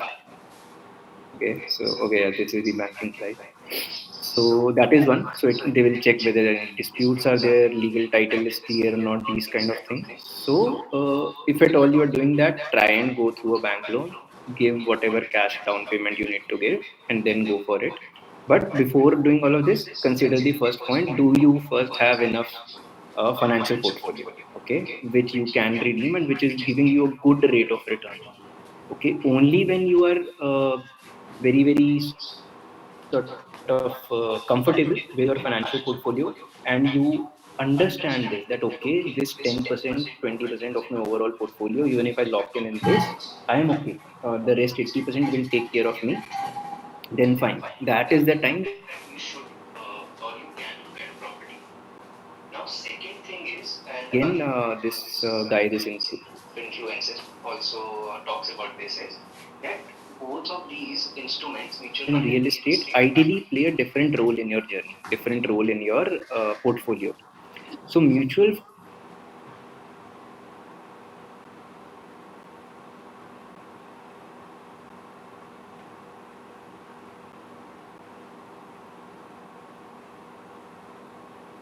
investing in ideally for cash flow, okay, for the rent that you can get out of that property.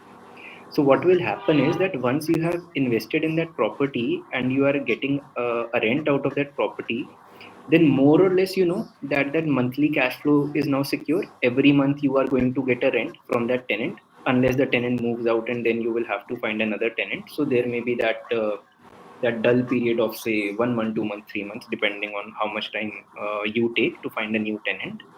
But that rental cash flow now is more or less stable for you. You know this much rent is coming. Now that money you can invest somewhere more risky, because you know that this will keep on coming and I can put it to work at a higher CAGR. So the real estate property itself may or may not give you that extremely high capital appreciation, depending on where it is, whether it is residential, whether it is commercial. But that cash flow that you're getting out of that property, right, that the monthly rent, that you can invest to get a higher rate of return. So that is the role of real estate ideally that it can play. Another role, of course, is your emotional well-being. So basically, you are buying a house because you want to live in it, and you want to have that joy of ownership of having a property and making your family live in your own house. So then you just don't consider it as an investment. It's as simple as that. You know that you this is not an investment. I don't care whether the price is going up or down in the future. This is my home. I am buying it as a home. So instead of considering it as a return generating asset, you can maybe consider it as even as a consumption.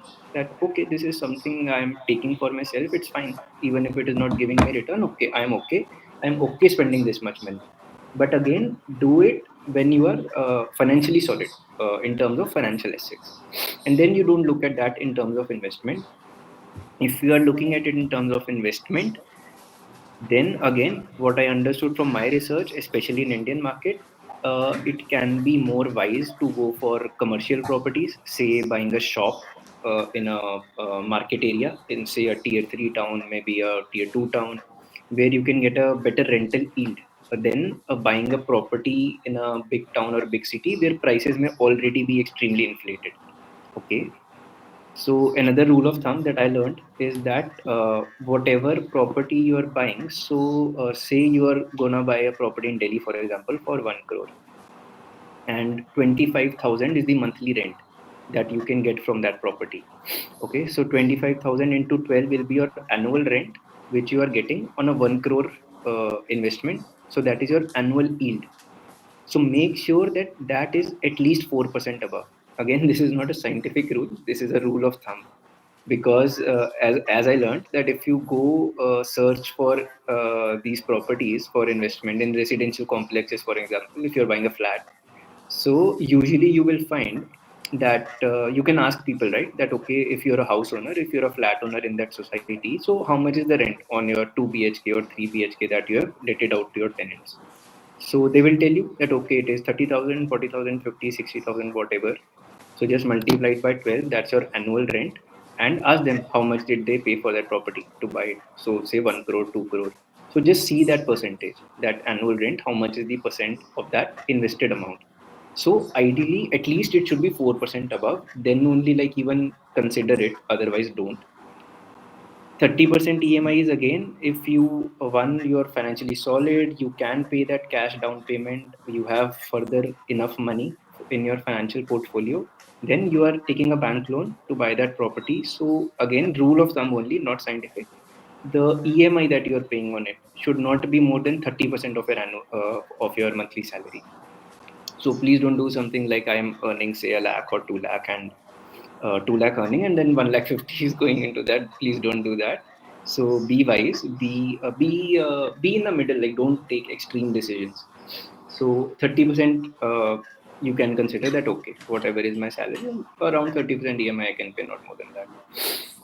Another thing I learned for residential investments was that do not just go and buy properties where they have just sort of started coming up, in the sense that there is a developer who has some projects already running in your city, say, and now he's coming with a new project.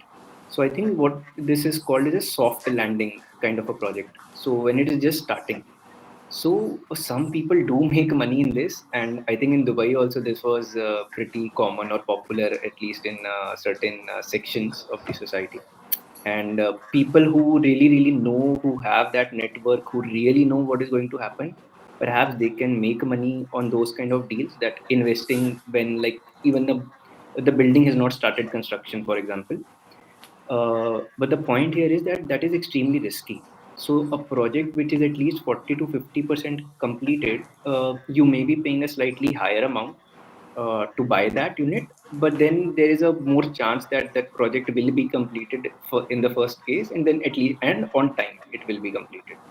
Okay, so why people buy those, under construction or something that has not even get started construction, is because the rate of return that you can make is higher, right? Because you will get it at a very cheaper price. So same property, if you will buy when it is 50%, 60%, 80% completed, you will pay more money because you are taking less risk than somebody who bought it when nothing was there. But then again, it can be an extremely risky proposition. Okay, AIFs and REITs, we will come to. Before that, I wanted to let you know that, like again, we in India, we usually see and hear a lot of positives of the property, and I'm not against it. I have seen like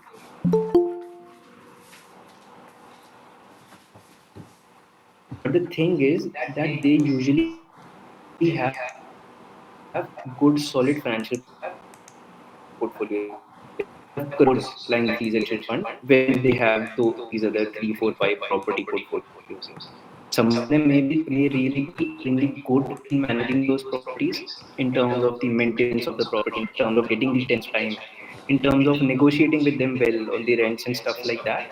But it requires a lot of knowledge. It requires a lot of legwork even to get all of these things done, right? Legal legwork and getting people and maintaining your house so that it is the up sort of okayishly done, and all those things. So it requires a lot of time and effort.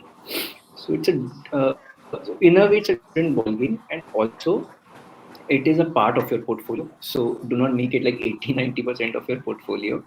And since we usually hear a lot of good about real estate and property investing, I also wanted to probably show you slightly other side of it also. So for example, so this is one from Dubai property market. I've lived there, and I was not there in 2009,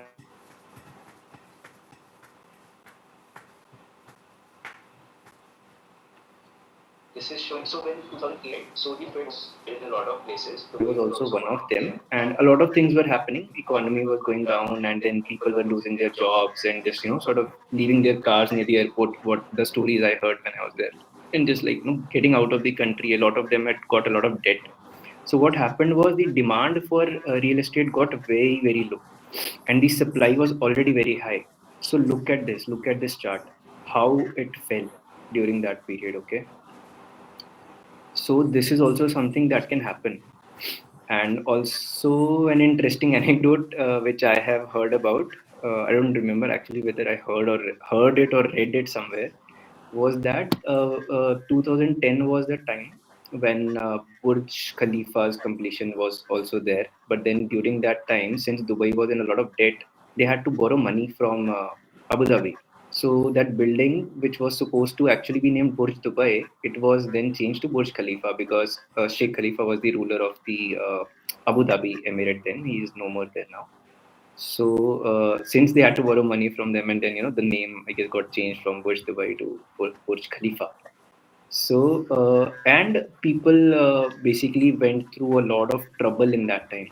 That the property which they would have bought at a good price, thinking that it will go up further, is suddenly going down, down, down. And again, I have a very interesting link mentioned in this slide. If you will read it later, so you'll see how within like a period of 3 months, the kind of percentage that the properties saw there in that UAE market, Dubai market. So that also gives you a perspective, right, of what can happen, especially something which happened started from another country, but then things how they are connected and the kind of effect they can have. When I was there, I think the property market was already rebounding at that time, and later on, then it rebounded again. And again, people were starting to get good rents on their properties. But when you are invested in an instrument like this, you need to be ready. Basically, is what I'm trying to say. For those downturns also, right? Downturns come in financial markets also. They can come in real estate market also. The thing with real estate will be that you may or may not be able to liquidate it when it happens, or especially if you want to do it fractionally, then how are you going to do it, right? If you need to sell a property, you need to sell the whole property. You can't do it like 10,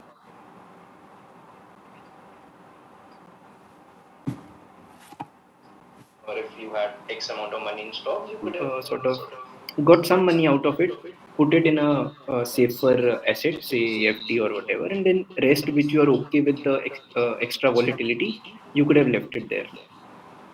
Okay, so this is the other side of it. This is the other side of property investing that you should be aware of. I think there was another thing. Okay, yeah. So AIFs and REITs. This is okay, almost same. This is one topic that we can just sort of like a little bit touch upon. So, alternative investment funds is what an AIF is, and REITs. So, real estate investment trusts. So, these are basically, in a way, trying to help you invest in properties, kind of like a mutual fund, in which like you can take fractional ownership, you can buy units of AIFs and REITs, and they in turn will invest in property projects.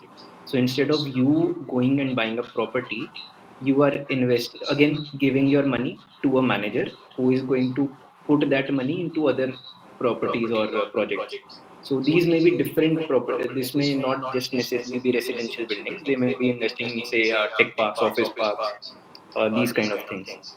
Now the thing here again is not all AIFs are making money or will make you money, especially again when you're starting out on your investing journey. A lot of these AIFs are closed ended, like 5 years, 10 years closed ended fund. So in your starting investment journey, that may not be recommendable. Also, if you will sort of compare the what do you call, like the investment performance with, say, a property in that city or with a mutual fund, if you had invested that money in equity, it may or may not match up. In many cases, it may not. So, if you are going towards that side in AIFs and REITs, you need to be again very, very careful. Look at the historical returns. Also, from what I was seeing through one or two websites, their annual maintenance, the annual charges that they have, the AMC, like the mutual fund, is on the higher side.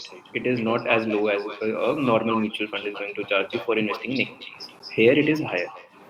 So, what I would say is First priority should be financial portfolio. Okay. Later on, if you are going for real estate, first try and find a good deal, and before that, learn a lot. Like you can read, you can research, or you can even watch some videos on YouTube. It's okay, but learn about that investing, then only go for it, because it makes you lock your money in. It makes you pay a reasonably heavy amount in EMIs every month, so it's like a more heavier and long term commitment. So really understand before getting into it. And AIFs reads like probably keep it towards the later part of your life, when you have say at least 5 7 years of investment experience and you have enough money to start considering these alternative investments, right? But the name itself is alternative. So first get a flavor of basic investments, then you can think of these things. But I'm just introducing them to you here so that at least you know something like this exists, and you can sort of read more about it. But as far as like the real thing goes, I would say start with the basics, stick to the basics for some time, and then go on, move on to other things as your theoretical knowledge also grows and your practical experience in the market also grows. Um, okay, these were some factors while investing in a property. I was working with a friend who was in turn working with a builder in Bangalore for some time, so I learned a few things here and there. So this is not like really like to the point relevant for you right now, but things like whether the property has if you are going for a residential one, whether it has proper ventilation, sunlight, and so for example, we were trying to sell a flat, but then the bathroom and the kitchen, they were sharing a common wall. So apparently the I don't know whether it is just the Karnataka culture or like throughout. So most of the clients who were coming, so they had a kind of an issue with that, that no, like the toilet bathroom should not be sharing that common wall with the kitchen. So these kind of things, you can call it cultural considerations, or Vastu again is important for Indians, right? So if you are a property buyer, you would be better off considering these things, because one, if you want to let that property out later on, so the tenant might have a same issue, similar issue, that no, I don't want to live in this house because this has this issue. Or if you want to resell it again, then another buyer also might have the same issue, because he might say that I will have trouble in renting it out because it has this issue. So these kind of things, once it is built, you can't do much about it. You will just have to find a tenant which is okay with it. But if it were taken care of initially itself, then you are in good shape basically. So the same problem may not be there, say in UAE or UK or somewhere else, but in India it might be there. Similarly, again, Bangalore example. So there are two sort of water sources. One is borewell, one is Kaveri River. So people will usually ask that, that does this building has that connection? Does river water come, or is it only borewell? So these are very specific, sort of geography specific or region specific things that you need to consider while taking a property decision. If you're buying a commercial property, say for example, for investment purpose, buying a shop, so you will need to see that whether it is in the main market area of the city or not, how far it is from the main market area, and then how much is usually the rent that is going on there, and whatever investment you are doing. So if you get that rent, then what is your annual yield, obviously, right? So you will calculate that.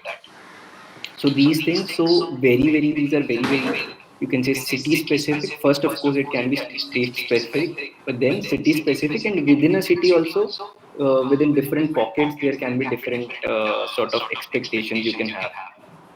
For example, one another example I can share on this is upcoming versus settled neighborhoods. So within a city, if there is an area which is already sort of kind of like a posh area, so probably if you are buying a house to live in it yourself with your family, you may prefer that area. Okay, even though the price might be a little bit higher, but you will not expect a very high appreciation on it because that area is already there, it has come up. But if you are going for an investment purpose, you may be better off instead of looking at area which is already posh, which is upcoming. So upcoming is a nicer way of saying that it is not really great right now. But say some education institutions are coming up, some hospitals are coming up, roads are getting built, and that area is getting developed. So, from an investment point of view, it may be a better call because the appreciation may be higher.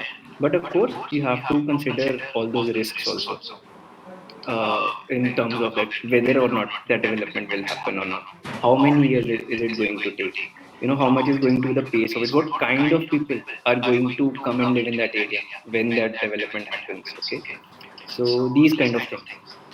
So, real estate is like very, very property specific, market specific, city specific. So, if you are planning to even planning to go that way, do a lot of research. Talk to people, talk to property owners there. Probably you will understand what is the kind of rent that they get from the tenants, how easy or difficult it is to get tenants for those properties. And I would say, may you all become millionaires and hold multi property portfolios. But before that, make the financial portfolio strong so that you have enough liquidity. It's a keyword, have liquid money, liquid portfolios, whether it is savings, FDs, mutual funds, stocks, to ride you through for whatever ups and downs you may face in your life. And then of course, when you have extra money, you can start looking at investment properties. And it's a good thing if you have an investment property which is giving you regular rent.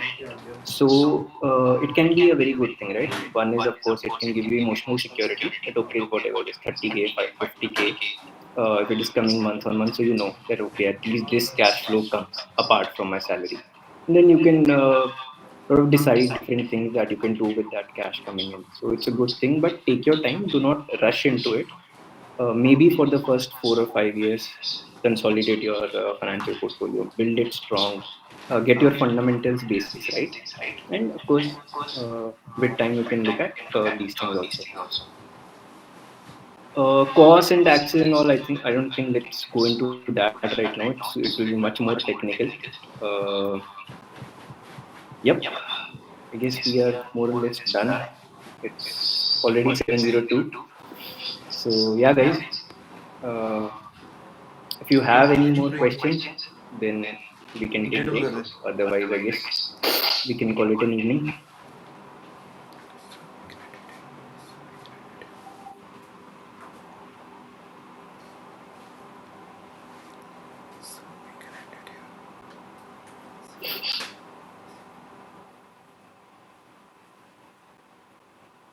Yeah. If you have anything, you can ask now. Maybe chat box or raise your hand or whichever way you want to do. And also, I would love your feedback. Also, whether or not you found it useful at all. Uh, if not, that also is okay. You can say it was rubbish. If you find it useful, you can tell me that this part was useful. This is not so much useful. It will help me learn, help me be better. But anything like feedback, questions, anything if you have, please share.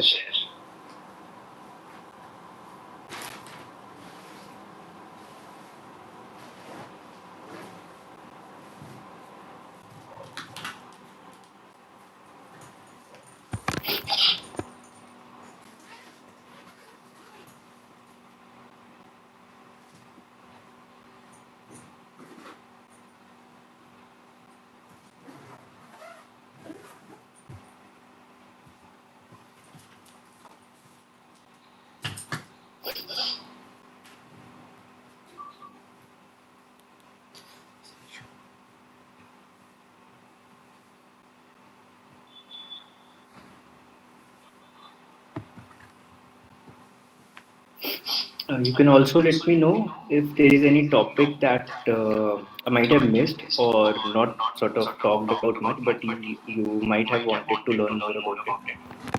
That you can also tell me. Perhaps we could either discuss it or like figure out a way how we could talk on that.